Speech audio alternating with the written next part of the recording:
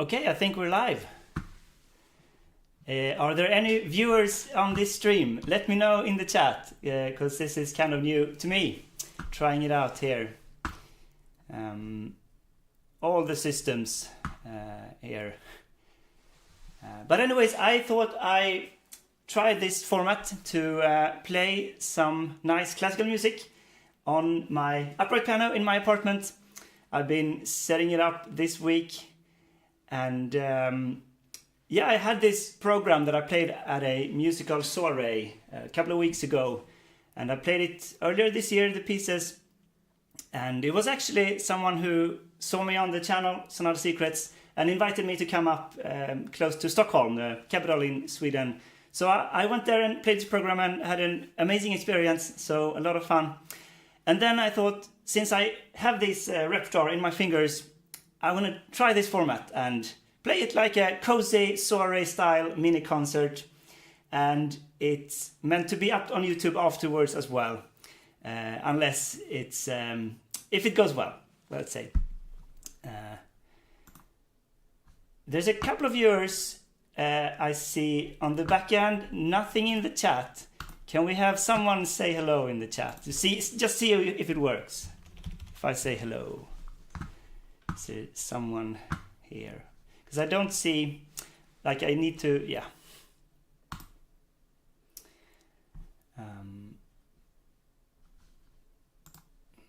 Let me just check a little bit more here, because I think the sound is working. And hey, it seems to be working from the Netherlands at least. Hello. And okay, it is good. I see now I also have the chat in the OBS system on the other end. So that seems well. So I'm going to start. And first on the program, you can see the program in the description. First up is some Schubert. 2 Impromptus. First one, the E flat major, number 2. And yeah, full of buzzing energy and a dramatic flair in the middle section. I've done an analysis on this several years ago, and it's called Streams and Storms. So the streaming is the scales part, and then the storm is in the middle and in the end. We got Brazil and Germany here. Hello everyone, great to try this format. So let's play some music.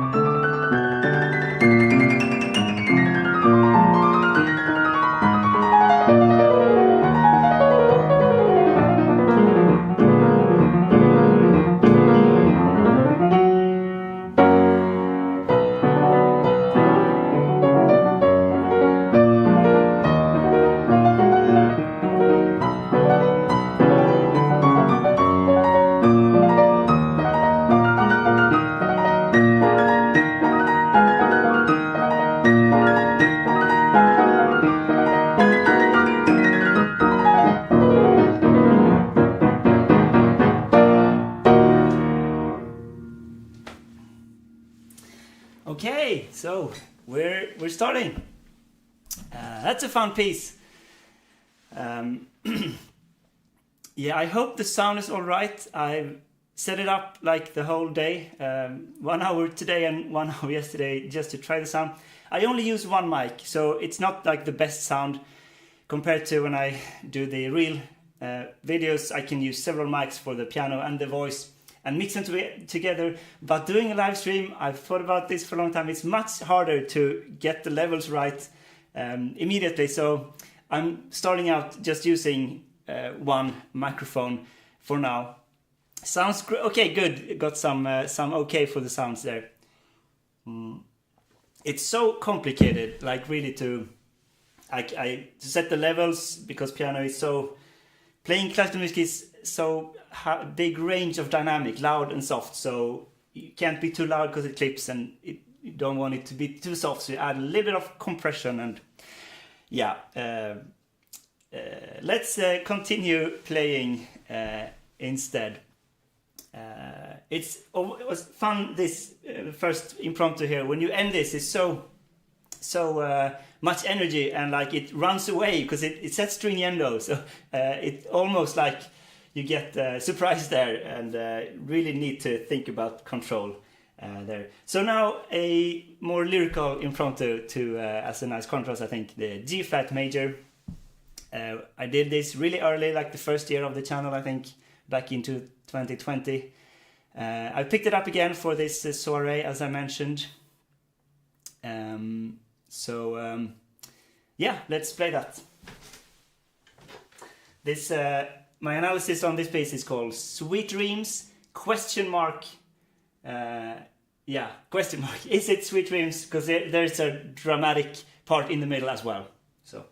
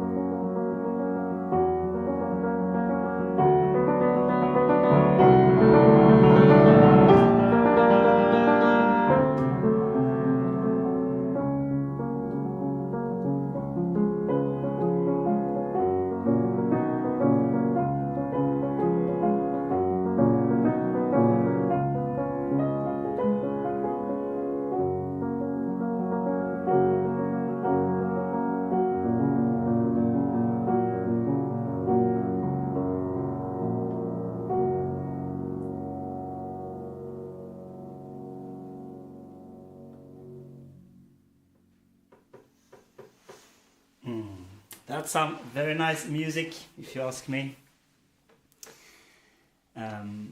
It's funny. I thought like if I just do a live stream in my own apartment in my living room, I won't get nervous. But then you're playing and it's a concert, and you get nervous anyway. And also, it's like I'm thinking about this whole streaming thing. What should I say between? Yeah, very very nice melody of course. Hard to say if it's the greatest melody ever. Like it's so much to choose from. I wouldn't say, but yeah.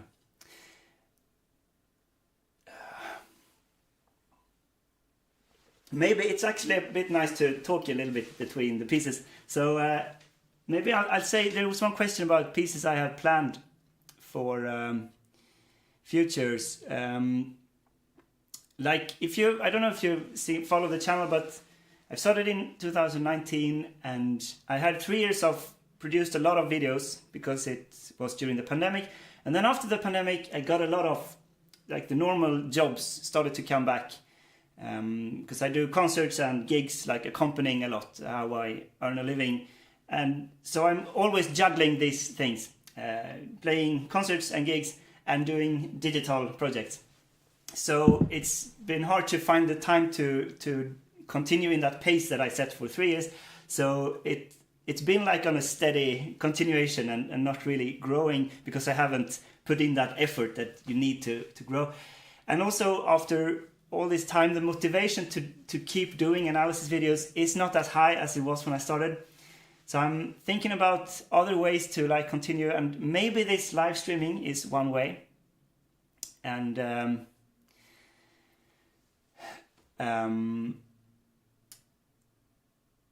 yeah, so I haven't decided on any pieces. Maybe one piece that I will be playing a little bit later, the Debussy Nocturne, which is a bit underrated. I kind of discovered it this year and learned it and played it, and I think it's a great piece. So I will probably do an analysis on that. But it's also like the whole thing with the setup. I've been in my studio where I have the grand piano, but now this week I moved it all back to my apartment to set up for the streaming with the gear and stands for the cameras and stuff. Oh, let me show you. This is so fun with the OBS I've set up because I have a desk here with the camera and the monitor, and I have my computer there. Here, that's my webcam on my computer setup, and then you see. Okay, we're back to the camera. There was a question. Favorite piano concerto? I have, let's do that question right now. I think I have like 3, which is Rack 2, Rack 3, and Brahms 2. That's the short answer, I think, for me. What more? Tchaikovsky 1. Very close. Contender, of course. Okay, let's continue with some Grieg. So, very close to my heart as a Scandinavian composer. He's Norwegian, but we're Scandinavia here in Sweden, close to Norway. Lyrical pieces he wrote a bunch during his life. I will play 2, and I will play these 2 in Attacca, so the second one straight after. First is Grieg's Nocturne, or Notturno, and then the piece next to that in the same book that's called Trolltåg, which means March of the Trolls, but it's translated as March of the Dwarfs. So, 2 Grieg pieces.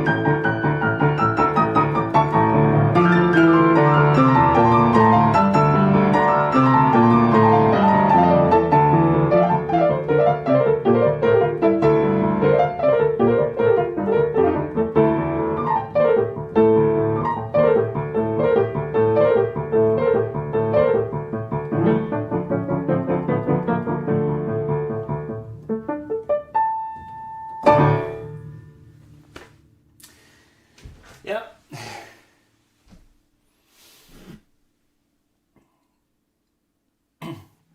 Thank you for the applause. It's a new experience playing it like a concert, and then it's just complete silence in the stream. It's also dangerous. I was thinking about which are my favorite piano concertos as I was playing, thinking too much, having too many jobs here at once. It's the same thing with the hammers. I think it's such a nice way to see it visually, have the camera there and take off the lid to see the hammers. But when I'm playing, if I look there, I get distracted. So I just say to myself, I can't look at the hammers because it's too fun. I need to keep looking at the hands. Also, this dwarf march, it's hard to play on a piano because sometimes you need these quick repetitions and you can't always get them on the piano. It's in the mechanics on an upright. Sometimes you need a grand piano, so it's a bit, it's hard to play this piece on that one.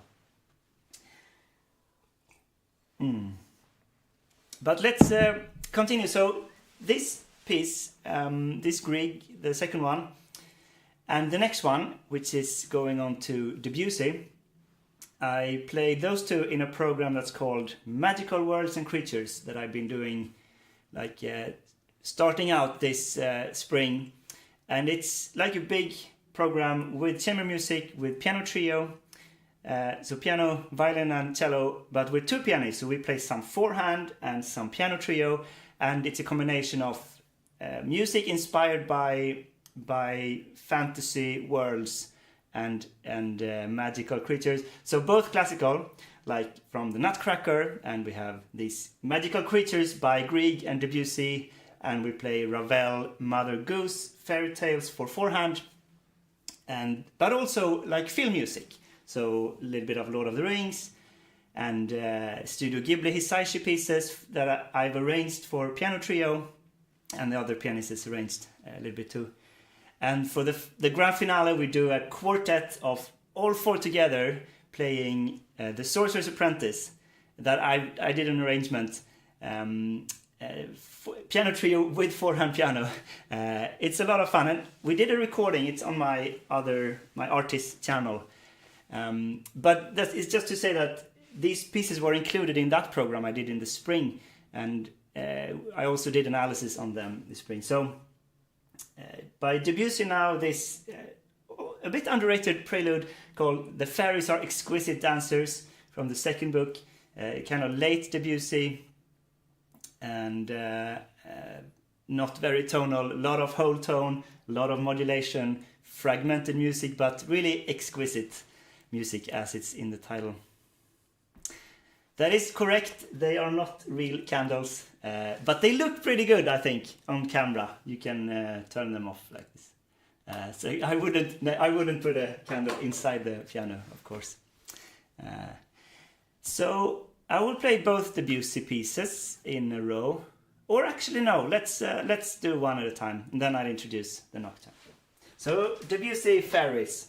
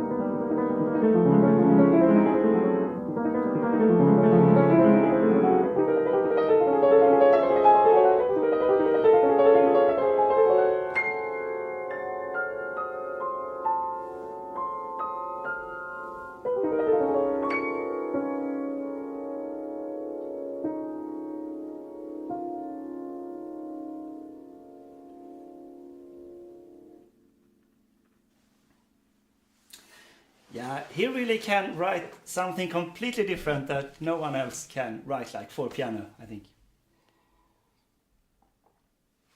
Oh, you get ads during stream. it's good that you tell me. Let's see if I should turn that off. There was some settings about ads, but maybe it's too late now.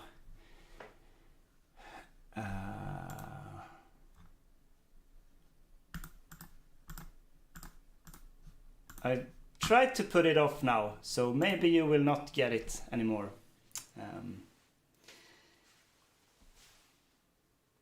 Yeah, I'll have to look into that. Anyways, lovely piece. There is an image that he was inspired by, an illustration from the Peter Pan children's book that he got as a present for his children. And you can, I've done an analysis on this piece, and I'll talk more about it there. You can watch it. But it's a really cute picture of a fairy dancing on a spider web that's put up between two straws of grass. And there's like a cockroach and the spider playing the clarinet and the cello at the end of the spider web, and the fairies dancing there.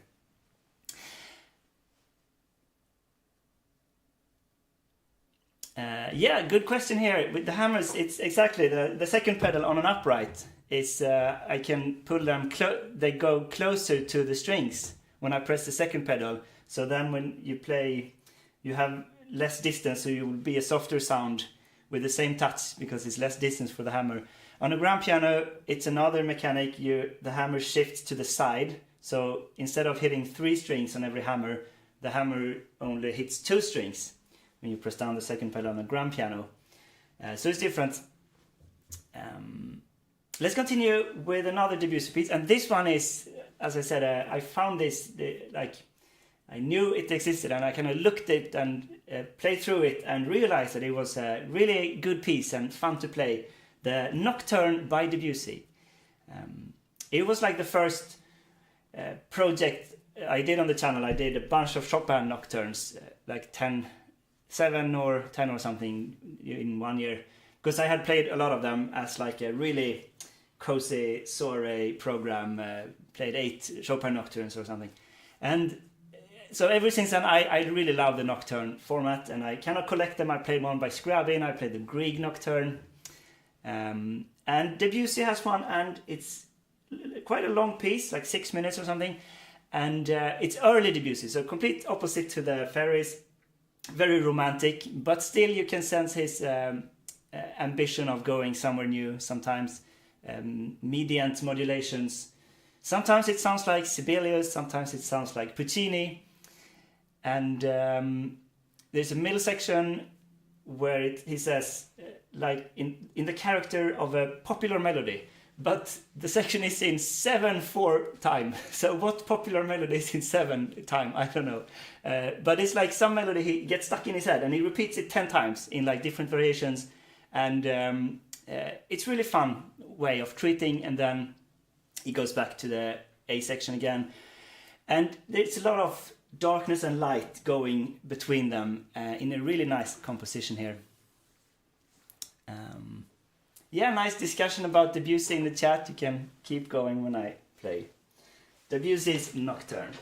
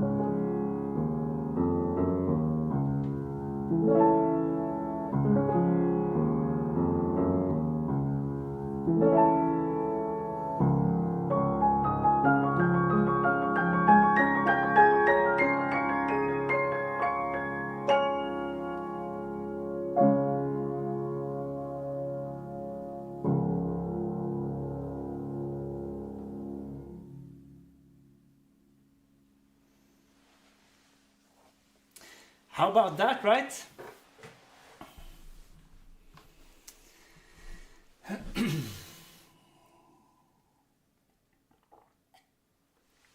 Yeah, you can hear the Debussy stuff that he uses in his orchestral works. A lot of this mediant relationship, a third away. So from the D flat, it goes to A major. These types of relationship, it's all over the piece. It's actually spelled as like B double flat major. A lot of flats. Yeah. Okay, this is really intense to do live stream and playing piano like solo without music. Normally you need to focus only on doing that. And I'm thinking, just as a hint.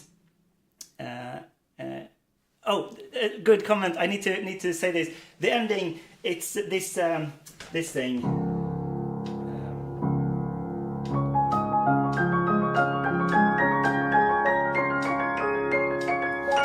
It's really a gorgeous way. D flat major with the G. It's the Lydian mode. So a little bit of Sonata Secrets analysis here in this concert.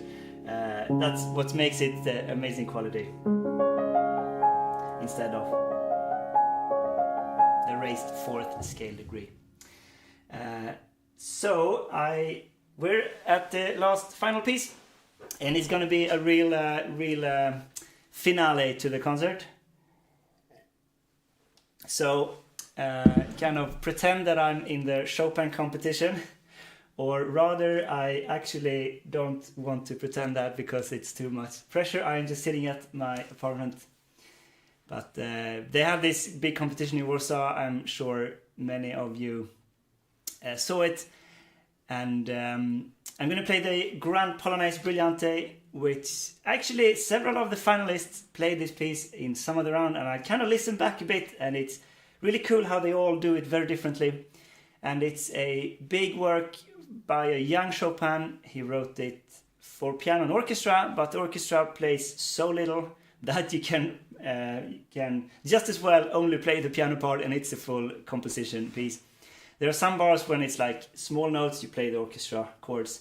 The beginning opening bars, which is like the hardest in the piece, the beginning orchestra tutti. It's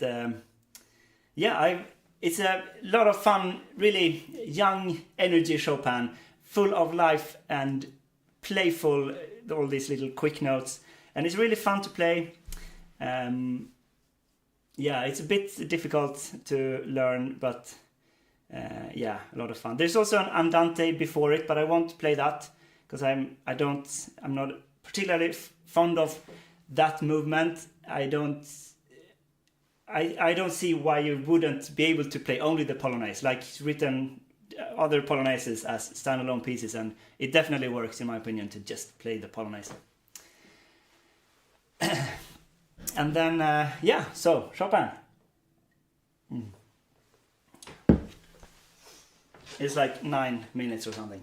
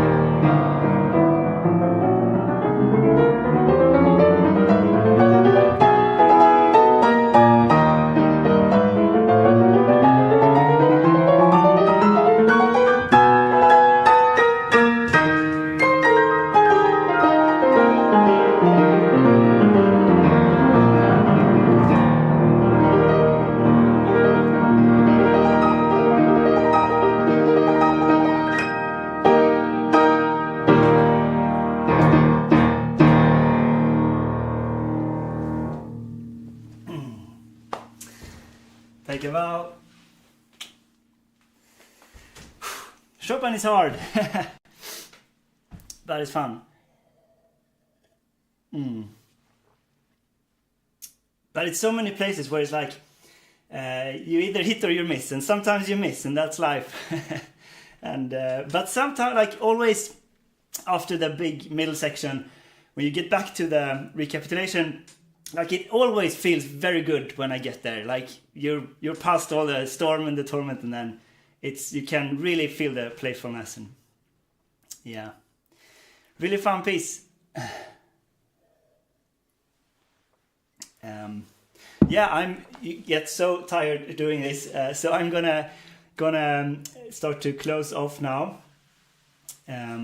But I'm gonna do it. Let's do a teaser for. I have an idea for another stream, which is gonna be a little bit more like I'm sitting working on music, and not like this playing like a concert program. Sometimes it seems like a fun thing to do when I have a program.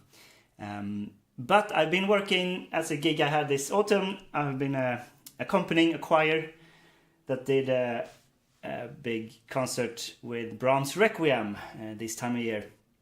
I didn't play the concert because they did a different solution, but I did some rehearsals playing the piano reduction. So I thought it would be a kind of fun idea to just go through and play through the whole thing, the piano part, and kind of talk a little bit about it.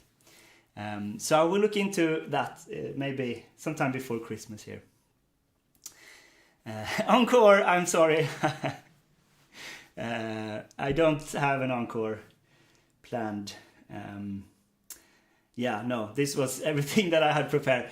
So I'm gonna call it a day here, an hour. But seems like it was. I think it's really cool with the hammers here. So I thought it was fun to do this. So I'll see you on the channel some other time. And thanks for this time, and bye.